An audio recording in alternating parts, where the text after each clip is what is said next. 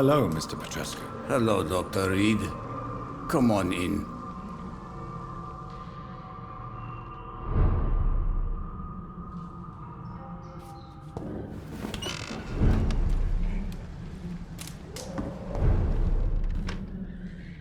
Yes?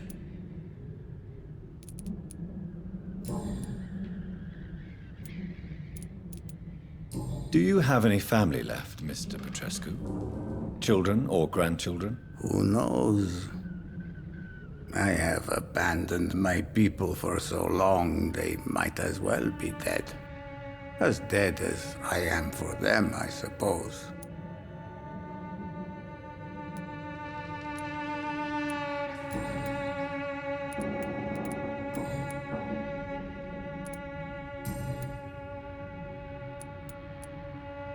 Tell me everything you know about Camellia, the mute florist. I do not believe in the afterlife, Doctor, but I'm almost convinced Camellia is an angel. She volunteered to give out our medical leaflets.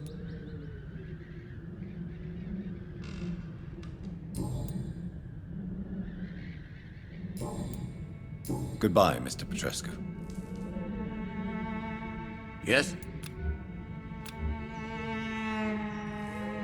Goodbye, Mr. Petrescu.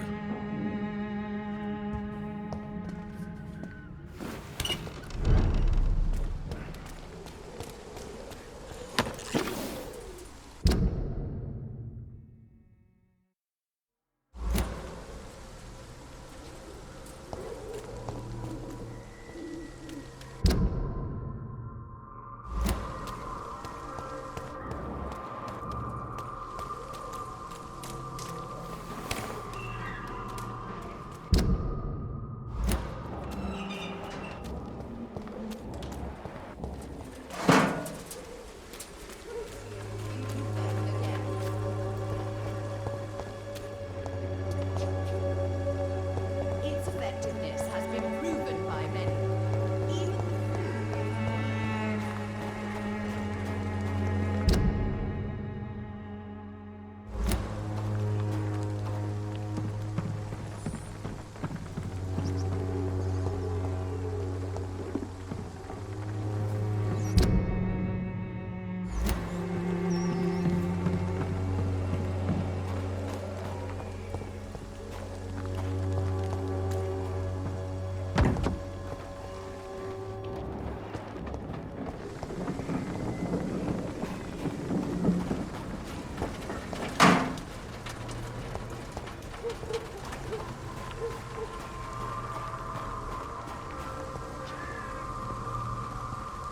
It's locked, all right.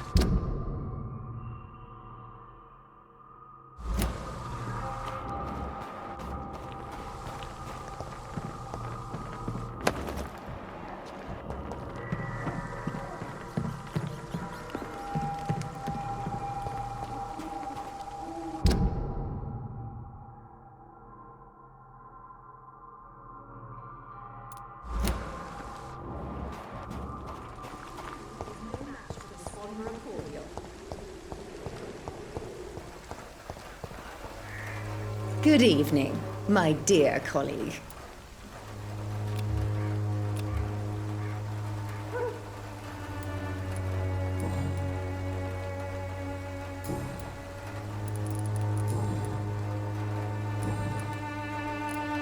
I'd like to see what kind of medicine you're selling.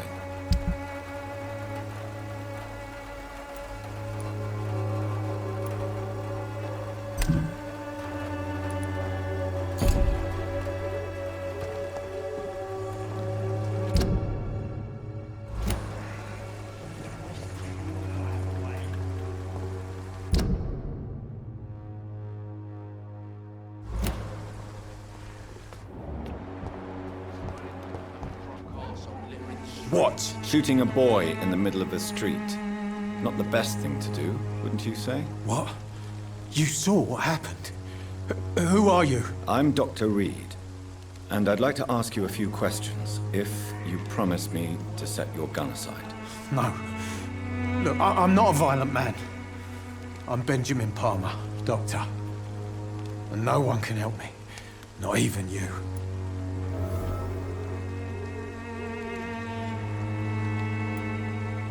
I have found a very interesting letter. Your son planned to prove his worth to the gang by stealing your medicine. Oh, I see. So the little bugger thought he could use his dad to build a reputation. The gang's recruiter was dead when I found him. Perhaps you should take better care of your son. I love my Albert, sir. Believe me. It's just... well, I'm an arsehole, I suppose. Anyway, thanks for the letter. This is for your trouble.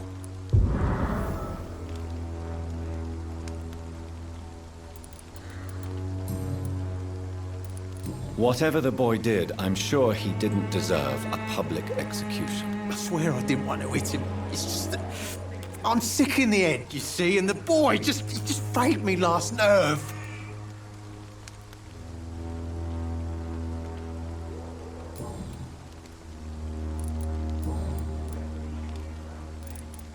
Perhaps you could focus for a moment and tell me your troubles. I'm sick, broke, and my son just stole my pills. Everything's coming up roses. What can you tell me about this place? Nothing to say, really. This is where I used to live, and this is where I live now. You don't have anywhere to go. No family that would welcome you. Not since the death of my wife, Albert's mother. She was sick, you see. Long before the flu and all this shit. You mean you used to have a better life? Yeah, I had a wife, a home, and a job. I even used to have a name. And now I'm just Ben the Tramp.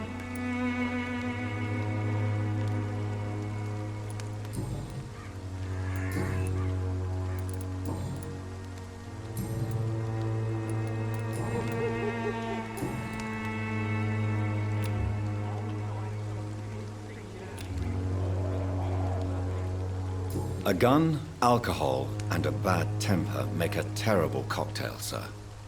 Goodbye for now. I won't end up another drunk arsehole littering the streets. Not me.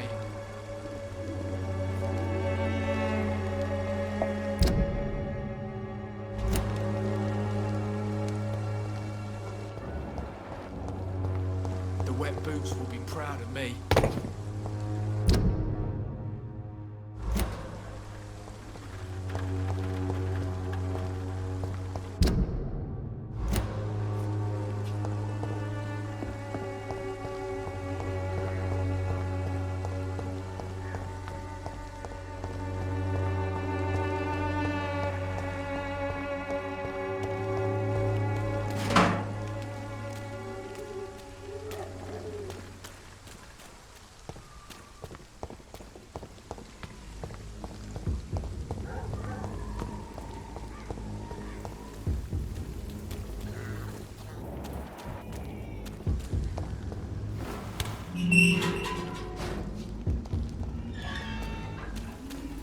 Human blood.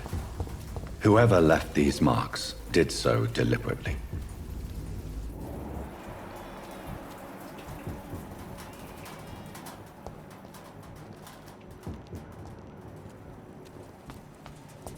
Kill it, boy! End to you!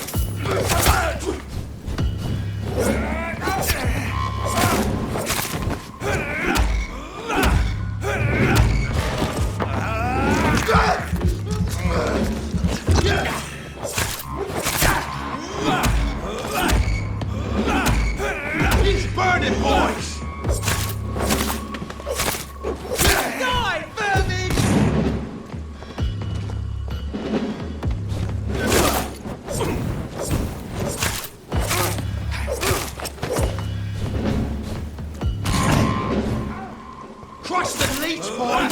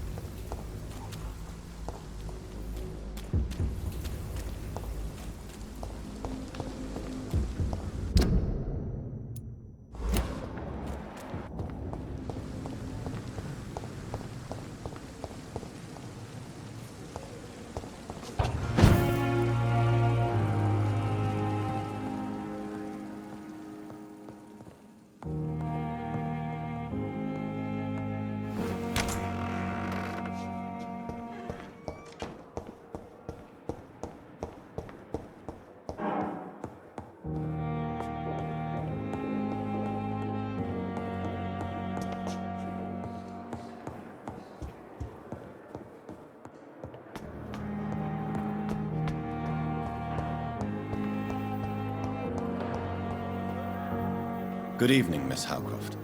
How are you tonight? I need blood, Doctor. Warm, rich, vibrant blood. And why do you believe you're a vampire? I don't need to believe anything.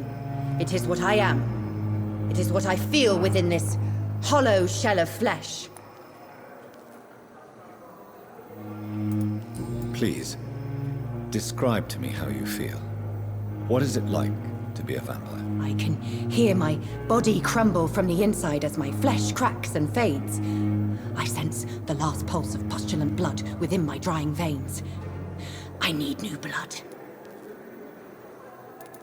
I see. Have you ever heard of Cotard syndrome, Miss Howcroft? Never. It's a mental illness discovered by a French neurologist named Jules Cotard. The affected patients are delusional. They believe that they are putrefying, that they are dead, a ghost or a ghoul, or in your case, a vampire. Delusional, you say? Oh, sad and petty mortal. You can't even begin to understand the concept of immortality. And you think it is I who am delusional.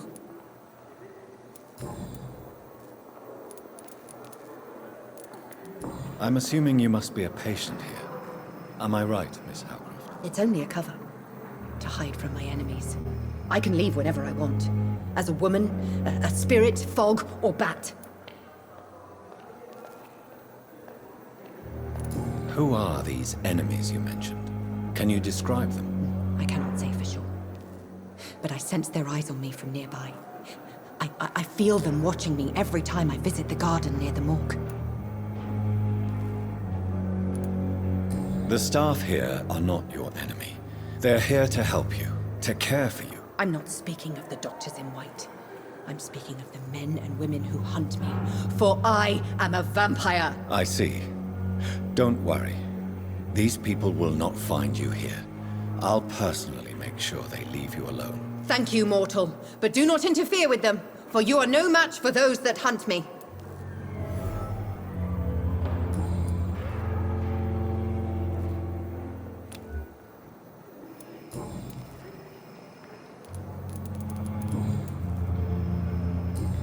I'll leave you, Mistress of the Dark, to your nocturnal activities.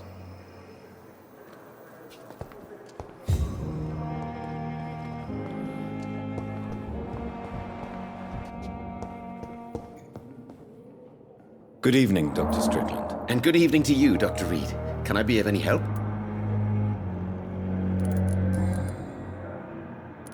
Please, could you tell me something about yourself? I'm a great admirer of your work concerning blood transfusion, Dr. Reed. I run my own experiments. I'm convinced it's the future. What made you choose to be a doctor? I'm not ashamed to admit you and your work have inspired me. I am honored to have the opportunity to work by your side. It's always a pleasure to share scientific and medical knowledge with someone eager to learn. I'll be glad to help you if I can. This epidemic may be the century's most terrible disaster, but I'm convinced that we, as doctors, are the only ones able to defeat it. I based my technique on my mentor's research. He helped me perfect my method. What is yours? I'd rather not talk about it. For now, it's just theories and first approach. My process is purely experimental and unsuccessful. As long as you're cautious and methodical, you may remain empty-handed, but you won't fail. You're not the first one to warn me, but I am convinced knowledge is the main weapon against the ravages of this epidemic. What can you tell me about the Pembroke? Well, it has always been an honor to work with Dr. Swansea. But with your arrival, I can't think of a better opportunity to learn about blood transfusion.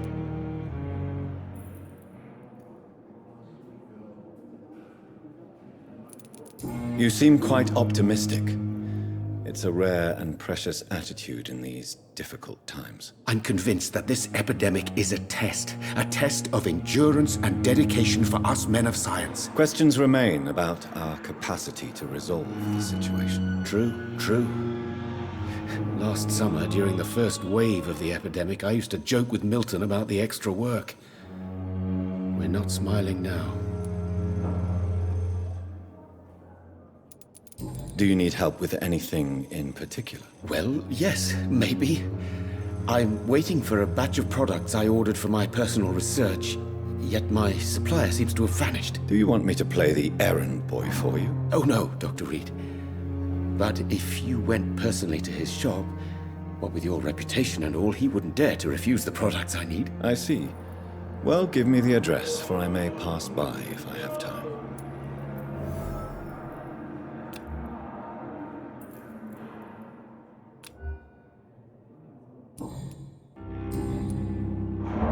Goodbye, Dr. Strickland.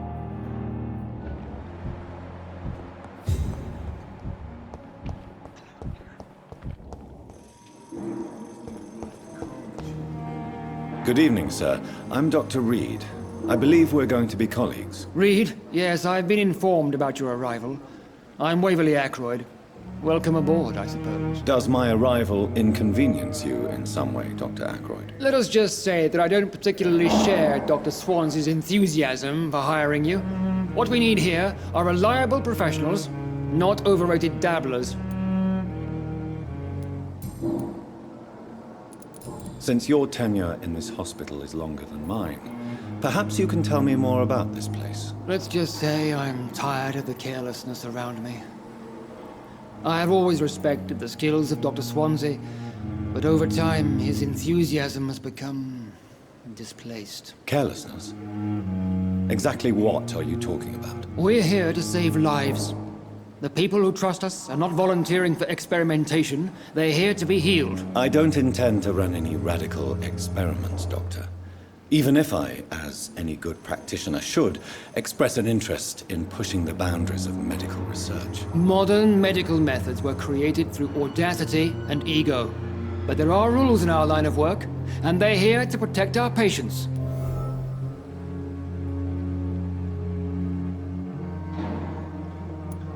Tell me, Waverly, what do you think of Dr. Strickland's enthusiasm for his experimental research? Strickland is playing with his patients' lives for pride and glory. Now that, sir, is unethical. Are you thinking about something in particular? Harvey Fiddick needs delicate surgery. I believe we should stick to the usual procedure, but my young colleague obviously disagrees.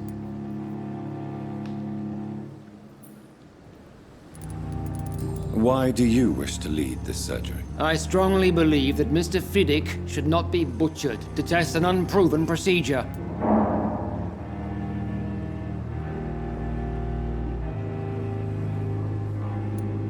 Other people may say that's too conservative a point of view. Conservative? And what are you going to say to Mr. Fiddick if he loses his arm because of the operation? Because that's what's going to happen if the surgery is a failure. And are you not afraid that your rivalry with Strickland may be blinding you? Rivalry? I guess you could call it that. But I will never be childish enough to let my personal feelings affect my judgment.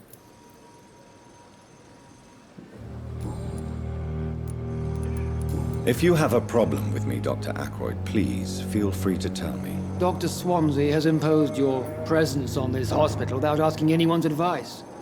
The benefit of his position. But I don't agree with it. I know we've never met before, but I believe this hospital could use all the help it can get. You will agree with that, I'm sure.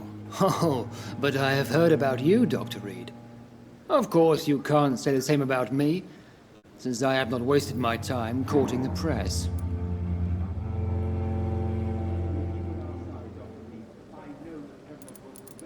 Aren't you too old for such jealousy?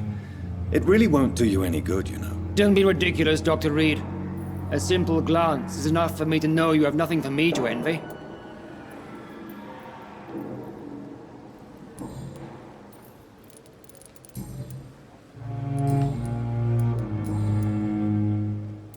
It seems you have bad memories of your military service. I refuse to see this industrial slaughter as scientific progress. War only reveals the worst in men. We can at least agree on something, Dr. Ackroyd.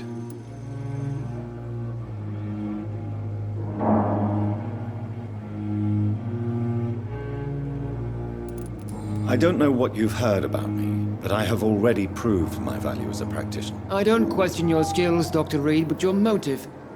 Is it money, fame, or are you truly dedicated? And what exactly is that supposed to mean? I served in the war just like you. But unlike you, I did not use the wounded to play the modern sorcerer. Be careful what you insinuate, Dr. Ackroyd. I only want you to admit you used those men to improve your theories.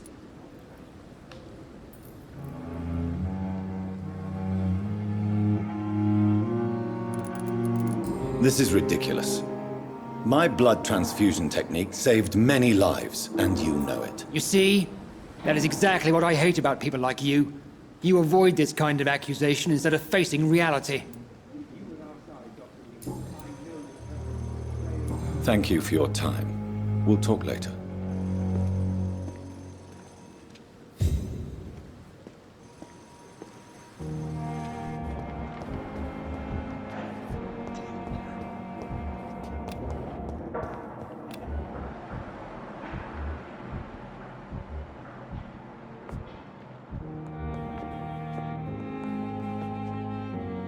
Good evening, Mr. Fiddick. Good evening, Dr. Reed. Any news about my operation?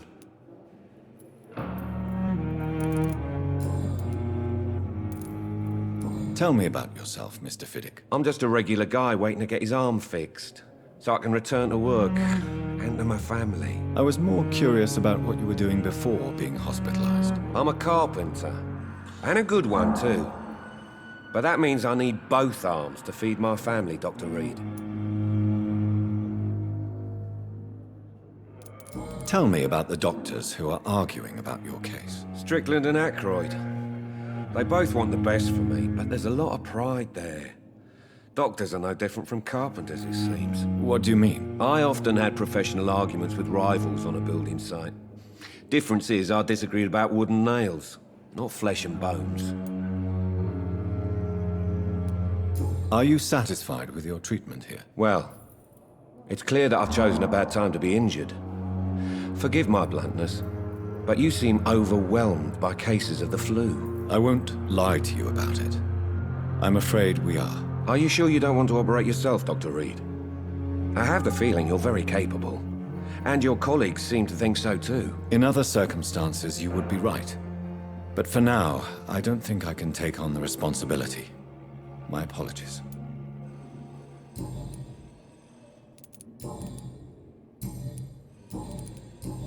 Goodbye for now, Mr. Fiddick. I'll see you later. I will not let you down, my boy.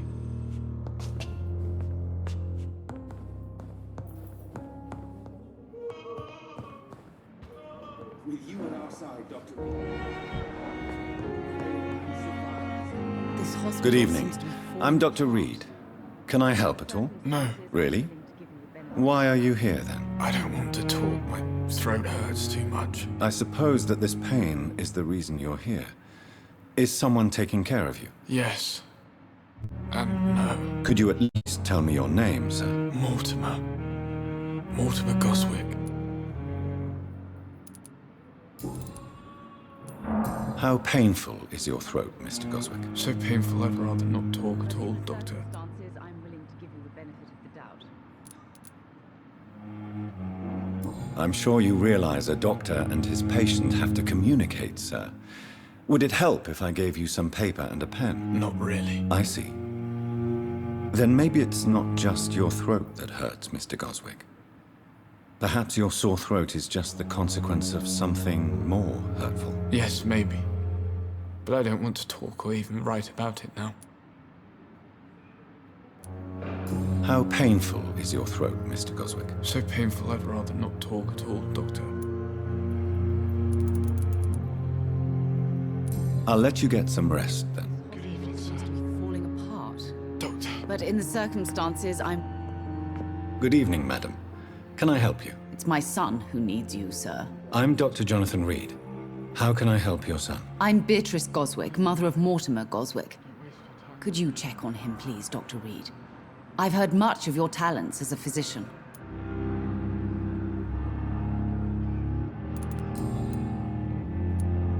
What can you tell me about yourself, Mrs. Goswick? Not much to say. Just take care of my Mortimer and I'll cover all the expenses. That's all that matters. May I ask if you have an occupation, Mrs. Goswick? I'm a teacher by profession. I teach young women who are more ambitious about their futures than their families.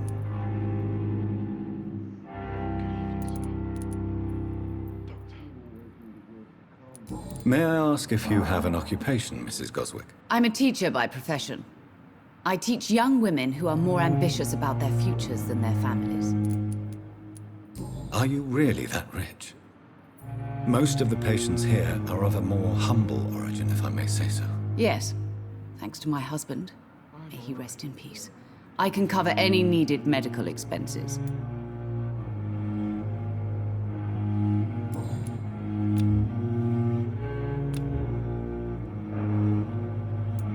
What do you think of your reception here? Any complaints? I have had the uttermost reservations about this hospital since we arrived.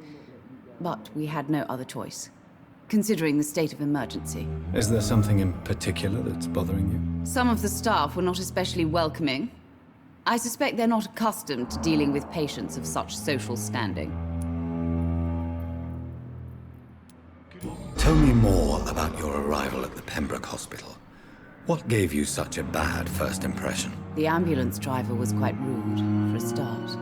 And that nurse, Miss Hawkins, seems to have quite a dubious attitude. What do you mean? She managed to secure a bed for my son despite the epidemic. It was a relief, but it wasn't cheap.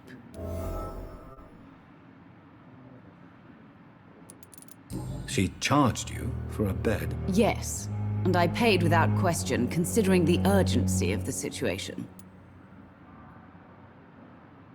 I share your concern, Mrs. Goswick. Be sure that I'll talk to the people involved. I don't expect compensation, Dr. Reed. But I'm aware such behavior would not be tolerated in other hospitals.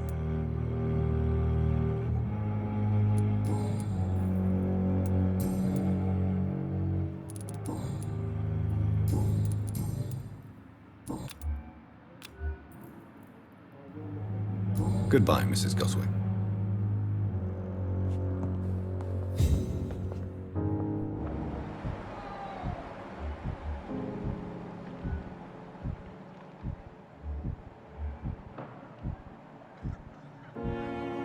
Good evening, sir. Doctor. What a blundering idiot.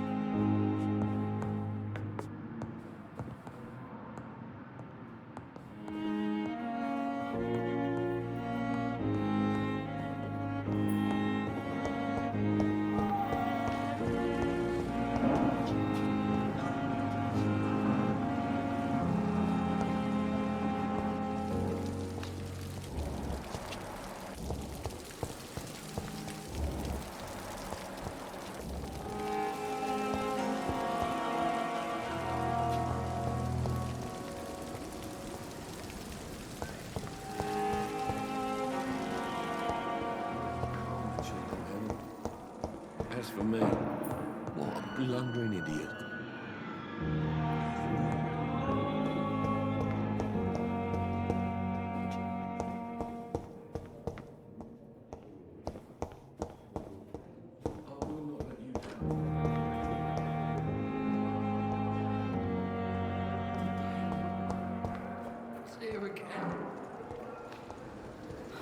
So many things. A lot of my own life.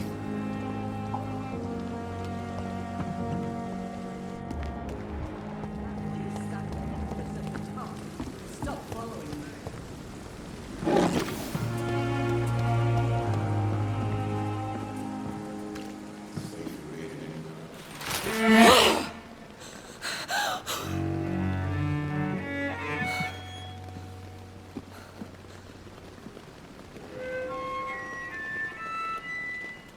I would ask you to avert your eyes, sir. Or did you not know it was rude to stare? I knew it. Speak up, Dr. Reed. I like a man who speaks his mind.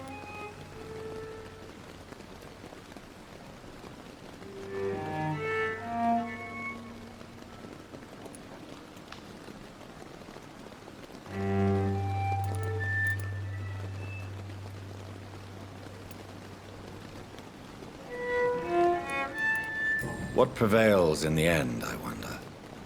The desire for blood, or to be of service to man? Spare me your sarcasm, Jonathan. You are but newly born in this world.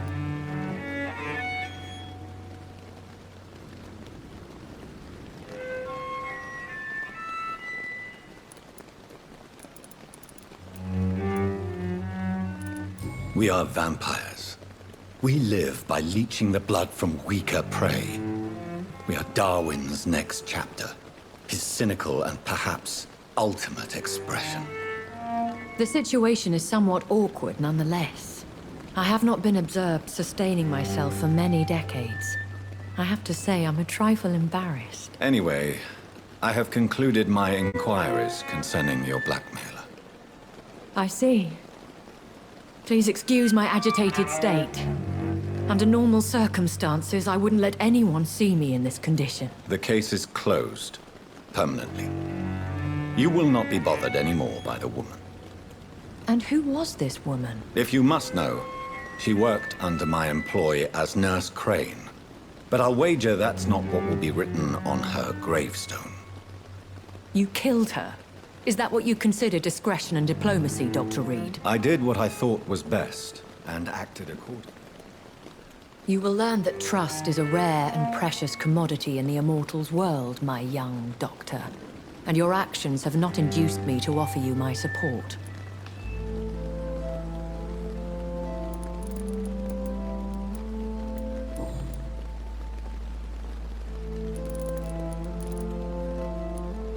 A vampire?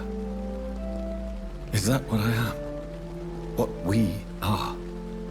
Such a crude word, defined by penny dreadfuls and drunken hacks. No. You are now an Ekon, and that you shall remain.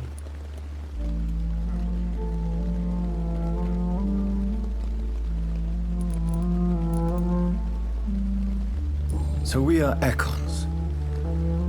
How can I identify us amongst other vampires? How to put it? All Ekon are vampires. But all vampires are not Ekon. We are but a branch of the immortal tree.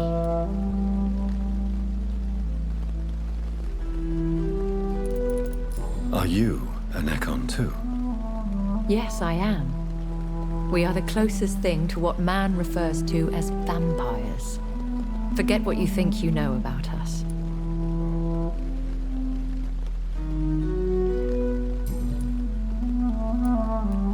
I've been hearing a voice talking in my head. Is this some kind of insanity? It feels like the voice of the vampire that created me. Hush. Tell no one this. It would be unwise to talk of such things amongst British immortals. Speak no more of your maker.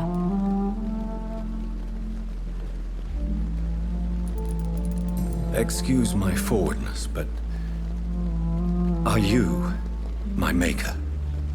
Me? Goodness, no. Only a foolish immortal would create a progeny without taking precaution, and I'm no fool. How could this cause offense? Only the powerful immortals can mentally call to their progeny.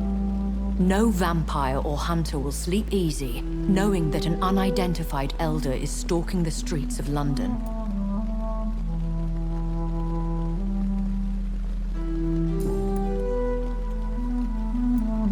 I don't understand.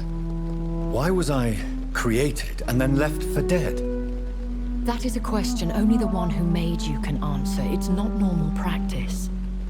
I doubt even if you find him, he will answer you, considering how cruelly he treated you. So me being a vampire could have been a mistake. I very much doubt it, Jonathan. Contrary to the legends, it is not as simple to make another vampire by just biting someone.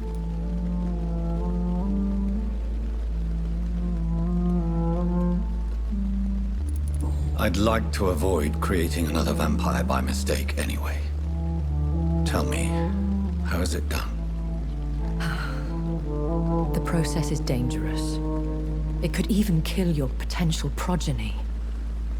If you did decide to sire an offspring, they must drink of your blood, Jonathan.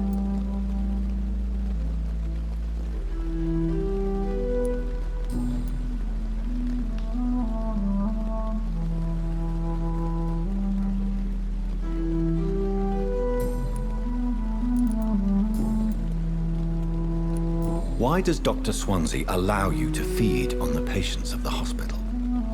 Dr. Swansea is a good and compassionate man. He is trying to find a solution for our hunger. Until that happens, he is clever enough to understand that I only feed upon the dying.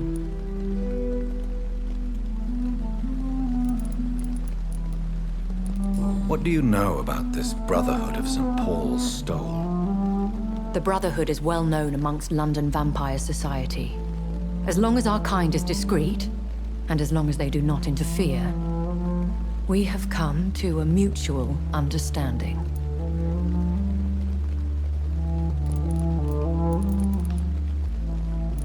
And no one suspected you of the murders?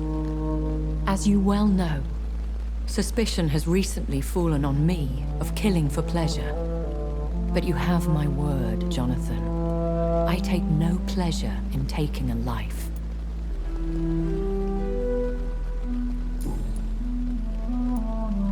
I know this is beyond the pale, but may I inquire your age?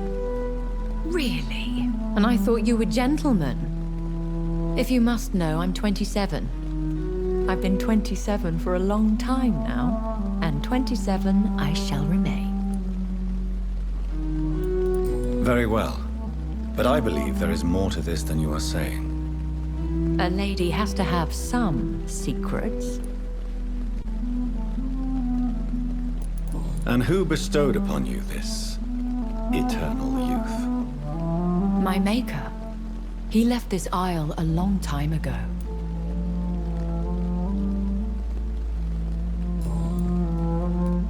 Why did you save me in the canning factory? I could hardly stand by and watch such a promising young blood as yourself be torn to shreds by some gutter scowl. William Bishop wasn't the vampire that created me then? No, Jonathan. Whatever their strength and demeanor, Scowls are the progeny of careless vampires. It cannot be the other way round. What type of vampire is a Scowl? Not a true vampire. The deformed offspring of lesser vampires. It is a shame these creatures run wild, slaves to their baser instincts.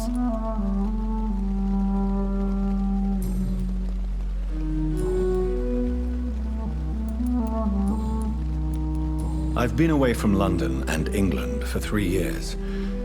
This isn't the city I remember. Things have gone from bad to worse here, Jonathan.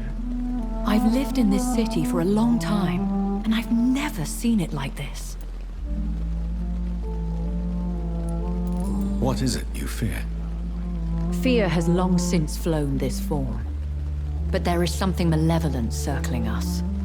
I feel fear is merely waiting in the wings. The Spanish flu has hit London that bad. Yes, but it's not just that. I've heard things. Things I've not heard for a very, very long time. There are whispers in the shadows. Something far worse than the Spanish flu is here in the city.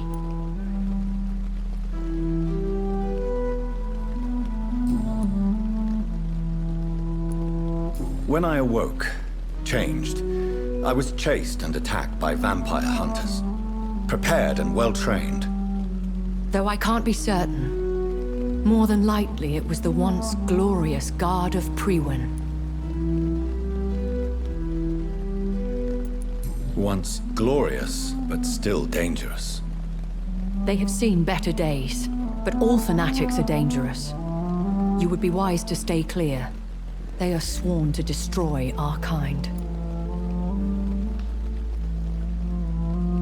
You make them sound like some sort of cult. More a society, and like all the best ones, a secret society. I thought them almost gone, but it seemed they have been recruiting.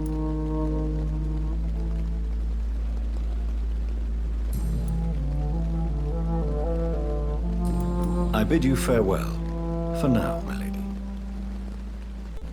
I must quickly analyze the blood I took from Nurse Crane's patient.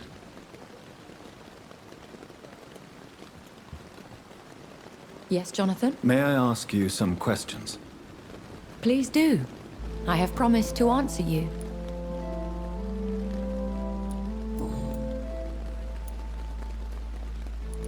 Are there many vampires here in London? Immortals are of a rare breed, and we often tend to hide. But you may occasionally meet some of us at night. Do you know any of them? Have you an idea of the identity of the vampire who attacked me? You mean your maker? No, Jonathan, I have no clue.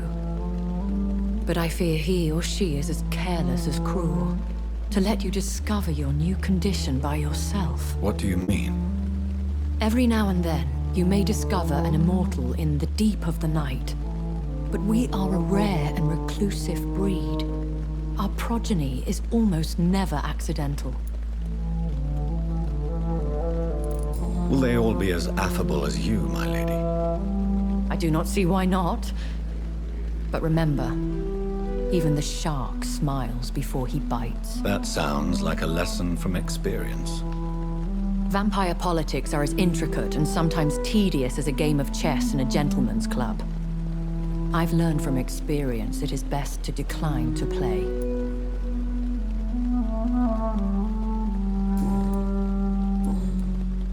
I bid you farewell, for now, my lady.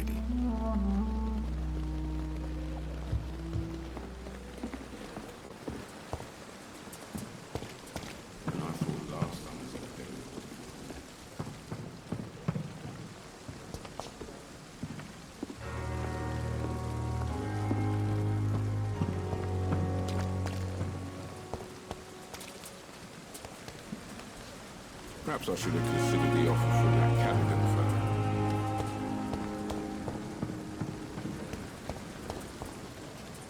Good evening, sir. I'm Dr. Jonathan Reed. I'm new here. I've already heard about you, Dr. Reed.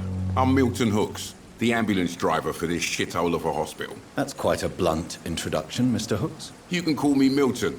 I like to speak my mind, Dr. Reed. Perk of the job. Don't judge me, and I won't judge you. I'm not sure I understand what you're talking about. Well, I'm no doctor, but I'm pretty sure a gun can't be used as a surgical instrument. You have a keen eye. I learned to shoot during the war, and have carried one ever since. Old habits die hard. No need to explain, Dr. Reed. And if you ever need a better gun, remember, I may have something for you.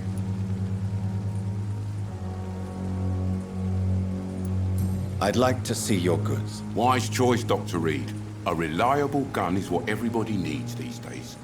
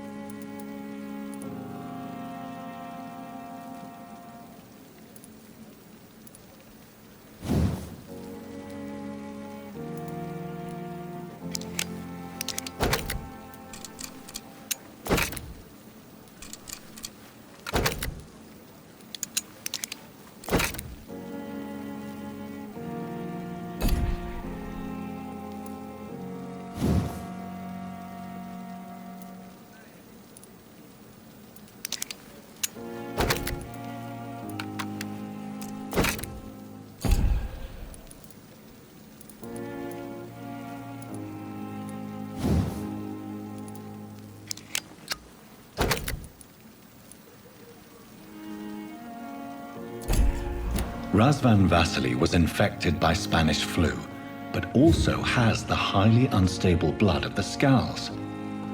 Is the London vampire epidemic transmitted through the flu?